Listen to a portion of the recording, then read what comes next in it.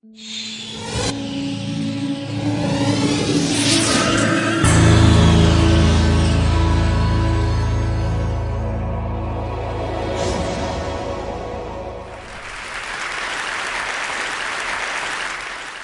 now I don't want to alarm anybody in this room, but it's just come to my attention that the person to your right is a liar. Also, the person to your left is a liar. Also, the person sitting in your very seats is a liar. We're all liars. What I'm going to do today is I'm going to show you what the research says about why we're all liars, how you can become a lie spotter, and why you might want to go the extra mile and go from lie spotting to truth seeking, and ultimately to trust building. Now, speaking of trust, ever since I wrote this book, Lie Spotting, no one wants to meet me in person anymore. No. They say, it's okay, we'll email you. I can't even get a coffee date at Starbucks. My husband's like, honey, deception. Maybe you could have focused on cooking. How about French cooking? So before we get started, what I'm going to do is I'm going to clarify my goal for you, which is not to teach a game of gotcha. Lie spotters aren't those nitpicky kids, those kids in the back of the room that are shouting, gotcha, gotcha. Your eyebrow twitched. You flared your nostril. I watched that TV show, Lie to Me. I know you're lying. No. Lie spotters are armed with scientific knowledge of how to spot deception. They use it to get to the truth. And they do what mature leaders do every day. They have difficult conversations with difficult people, sometimes during very difficult times. And they start up that path by accepting a core proposition. And that proposition is the following: lying is a cooperative act. Think about it. A lie has no power whatsoever by its mere utterance. Its power emerges when someone else agrees to believe the lie. So I know it may sound like tough love, but look, if at some point you got lied to, it's because you agreed to get lied to. Truth number one about lying. Lying's a cooperative act. Now, not all lies are harmful. Sometimes we're willing participants in deception for the sake of social dignity, maybe to keep a secret that should be kept secret. We say, nice song. Honey, you don't look fat in that, no. Or we say, favorite of the digerati. You know, I just fished that email out of my spam folder. I'm so sorry. But there are times when we are unwilling participants in deception, and that can have dramatic costs for us. Last year saw $997 billion in corporate fraud alone in the United States. That's an eyelash under $1 trillion. That's 7% of revenues. Deception can cost billions. Think Enron, Madoff, the mortgage crisis, or in the case of double agents and traitors like Robert Hansen or Aldrich Ames, lies can betray our country. They can compromise our security. They can undermine democracy. They can cause the deaths of those that defend us. Deception is actually serious business. This con man, Henry Oberlander, he was such an effective con man, British authorities say he could have undermined the entire banking system of the Western world. And you can't find this guy on Google. You can't find him anywhere. He was interviewed once, and he said the following. He said, look, I've got one rule. And this was Henry's rule. He said, look, everyone is willing to give you something. They're ready to give you something for whatever it is they're hungry for. And that's the crux of it. If you don't want to be deceived, you have to know, what is it that you're hungry for? And we all kind of hate to admit it. You know, we kind of wish we were better husbands, better wives, smarter, more powerful, taller, richer, the list goes on. Lying is an attempt to bridge that gap, to connect our wishes and our fantasies about who we wish we were, how we wish we could be, with what we're really like. And boy, are we willing to fill in those gaps in our lives with lies. On a given day, studies show that you may be lied to anywhere from 10 to 200 times. Now, granted, many of those are white lies. But in another study, it showed that strangers lied 3 times within the first 10 minutes of meeting each other. Now, when we first hear this data, we recoil. We can't believe how prevalent lying is. We're essentially against lying. But if you look more closely, the plot actually thickens. We lie more to strangers than we lie to coworkers. Extroverts lie more than introverts. Men lie 8 times more about themselves than they do other people. Women lie more to protect other people. If you're in an average married couple, you're going to lie to your spouse in 1 out of every 10 interactions. Now, you may think that's bad. If you're unmarried, that number drops to 3. Lying's complex. It's woven into the fabric of our daily and our business lives. We're deeply ambivalent about the truth. We parse it out on an as-needed basis, sometimes for very, very good reasons, and other times just because we don't understand the gaps in our lives. That's truth number 2 about lying. We're against lying, but we're covertly for it in ways that our society has sanctioned for centuries and centuries and centuries. It's as old as breathing. It's part of our culture. It's part of our history. Think Dante, Shakespeare, the Bible, news of the world. Lying has evolutionary value to us as a species. Researchers have long known that the more intelligent the species, the larger the neocortex, the more likely it is to be deceptive. Now, you might remember Coco. Does anybody here remember Coco the gorilla, who was taught sign language? Coco was taught to communicate via sign language. Here's Coco with her kitten. It's her cute little fluffy pet kitten. Coco once blamed her pet kitten for ripping a sink out of the wall. We're hardwired to become leaders of the pack. It starts really, really early. How early? Well, babies will fake a cry, pause, wait to see who's coming, and then go right back to crying. 1-year-olds learn concealment. 2-year-olds bluff. 5-year-olds lie outright. They manipulate via flattery. 9-year-olds, masters of the cover-up. By the time you enter college, you're going to lie to your mom in 1 out of every 5 interactions. By the time we enter this work world, and we're breadwinners, we enter a world that is just cluttered with spam, fake digital friends, partisan media, ingenious identity thieves, world-class Ponzi schemers, a deception epidemic. In short, what one author calls a post-truth society. It's been very confusing for a long time now. What do? Well, there's steps we can take to navigate our way through the morass. Trained lie spotters get to the truth 90% of the time. The rest of us, we're only 54% accurate. Why is it so easy to learn? Well, they're good liars and they're bad liars. They're no real original liars. We all make the same mistakes. We all use the same techniques. So what I'm going to do is I'm going to show you 2 patterns of deception, and then we're going to look at the hot spots and see if we can find them ourselves. We're going to start with speech. I want you to listen to me. I'm going to say this again. I did not have sexual relations with that woman, Miss Lewinsky. I never told anybody to lie, not a single time, never.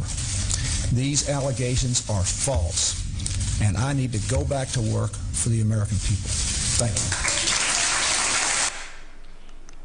you. Okay, what were the telltale signs? Well, first we heard what's known as a non-contracted denial. Studies show that people who are overdetermined in their denial will resort to formal rather than informal language. We also heard distancing language, that woman. We know that liars will unconsciously distance themselves from their subject using language as their tool. Now, if Bill Clinton had said, well, to tell you the truth, or Richard Nixon's favorite, in all candor, he would have been a dead giveaway for any lie spotter that knows that qualifying language, as it's called, qualifying language like that, further discredits the subject. Now, if he had repeated the question in its entirety, or if he had peppered his account with a little too much detail, and we're all really glad he didn't do that, he would have further discredited himself. Freud had it right. Freud said, look, there's much more to it than speech. No mortal can keep a secret.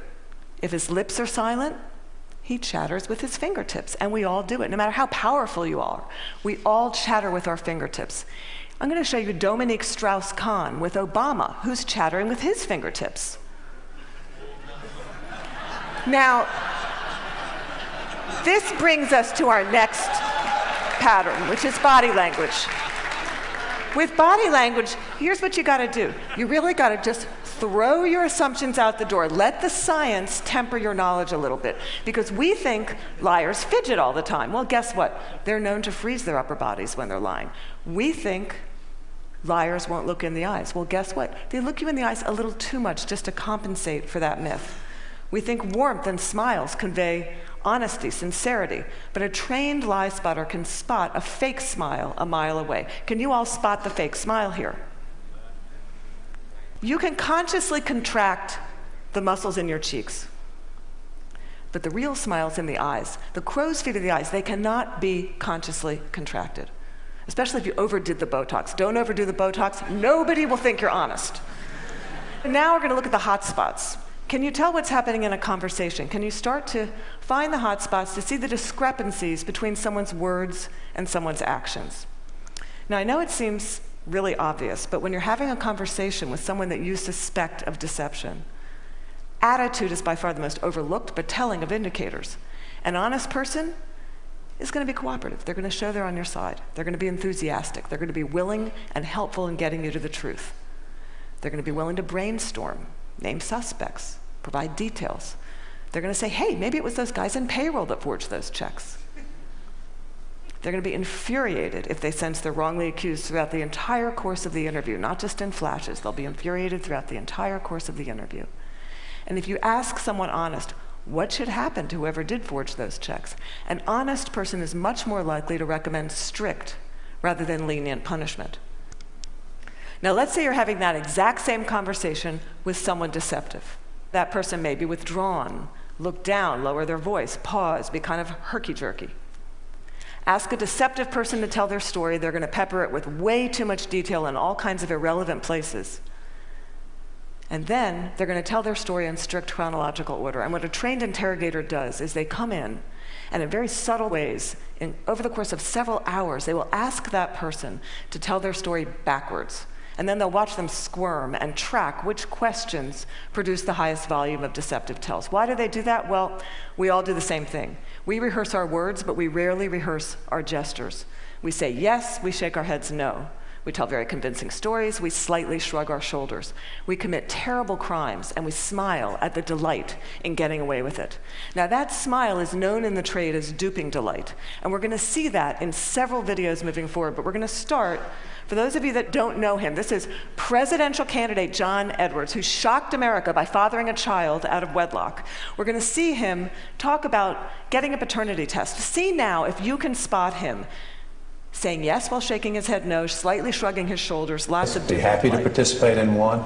I know that it's not possible that this child could be mine because of the timing of events, so I know it's not possible. Happy to take a paternity test and would love to see it happen. Are you going to do that soon? Is there somebody that you can't? I'm only one side.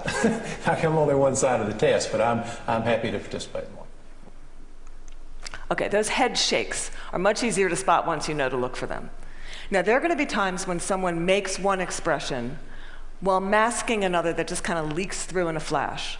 Murderers are known to leak sadness. Your new joint venture partner might shake your hand, celebrate, go out to dinner with you, and then leak an expression of anger.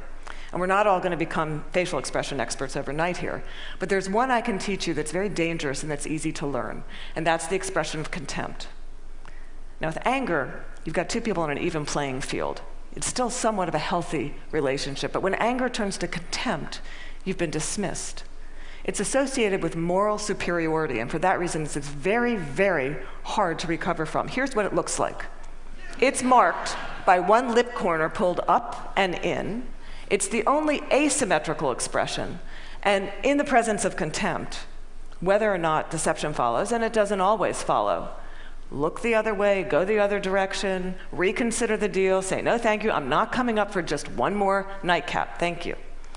Science has surfaced many, many more indicators. We know, for example, liars will shift their blink rate, point their feet towards an exit. They will take barrier objects and put them between themselves and the person that's interviewing them. They'll alter their vocal tone, often making their vocal tone much lower. Now, here's the deal. These behaviors are just behaviors. They're not proof of deception. They're red flags. We're human beings. We make deceptive, flailing gestures all over the place all day long. They don't mean anything in and of themselves. But when you see clusters of them, that's your signal. Look, listen, probe, ask some hard questions, get out of that very comfortable mode of knowing, walk into curiosity mode, ask more questions. Have a little dignity, treat the person you're talking to with rapport. Don't try to be like those folks on Law and Order and those other TV shows that pummel their subjects into submission. Don't be too aggressive, it doesn't work. Now, we've talked a little bit about how to talk to someone who's lying and how to spot a lie. And as I promised, we're now going to look at what the truth looks like. And I'm going to show you two videos. Two mothers, one is lying, one is telling the truth. And these were surfaced by researcher David Matsumoto in California. And I think they're an excellent example of what the truth looks like. This mother, Diane Downs, shot her kids at close range, drove them to the hospital while they bled all over the car, claimed a scraggy-haired stranger did it. And you'll see when you see the video, she can't even pretend to be an agonizing mother. What you want to look for here is an incredible discrepancy between horrific events that she describes and her very, very cool demeanor. And if you look closely, you'll see duping delight throughout this video. But at night, when I close my eyes, I can see Christy reaching her hand out to me while I'm driving, and the blood just keep coming out of her mouth. And that, maybe it'll fade too with time, but I don't think so. That haunts me the most.